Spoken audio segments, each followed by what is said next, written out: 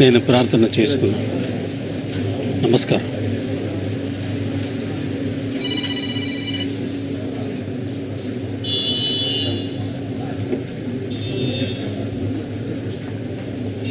నాకు రామోజీరావు గారికి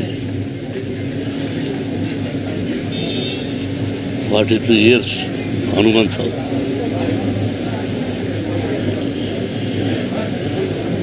ఆయన అప్పుడప్పుడు ఫోన్ చేసి మాట్లాడేవాడిని, పర్సనల్గా వచ్చి కలిసేవాడిని. కలిసినప్పుడల్లా ఎన్నో మంచి విషయాలు చెప్పి ఎలా ఉండాలి, ఏమిటి సొసైటీ. నేను ప్రజల మనిషిని, ప్రజల కోసమే బతుకుతున్నాను. ప్రజల కష్ట సుఖాలు తెలుసుకొని నా వంతు నేనేం చేయగలను అని ఎప్పుడు చెప్తుండేవారు. నేను ఎప్పుడు కలిసినా దాదాపు 2 గంటల వరకు నన్ను కదలించేవారు కదా. రండి, నేను ఎప్పుడైనా చనిపోతే నా సమాధి ఉంది చూతురు అనేవారు. ఏమండి, నేను మేము పలకరించడానికి వచ్చాను కానీ మీ సమాధి నేను ఎందుకు చూడాలి, మీరు బాగుండాలండి అంటే.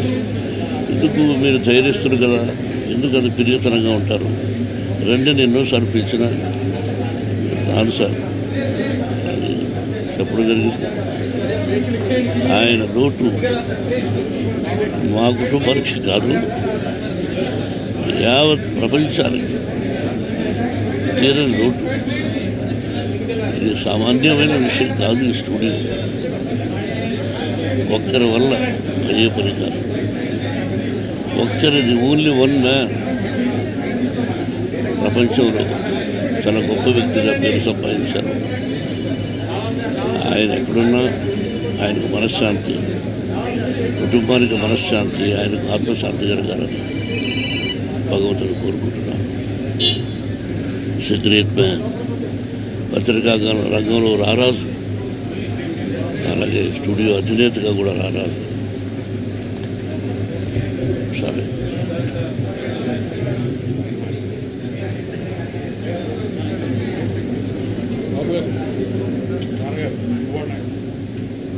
మా జనరేషన్కి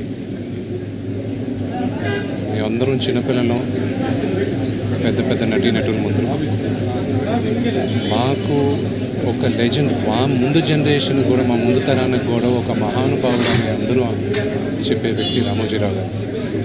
మేమందరం ఎంతో నేర్చుకున్నాం.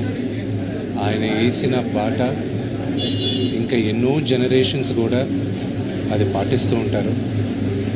ఈరోజు రామోజీరావు గారు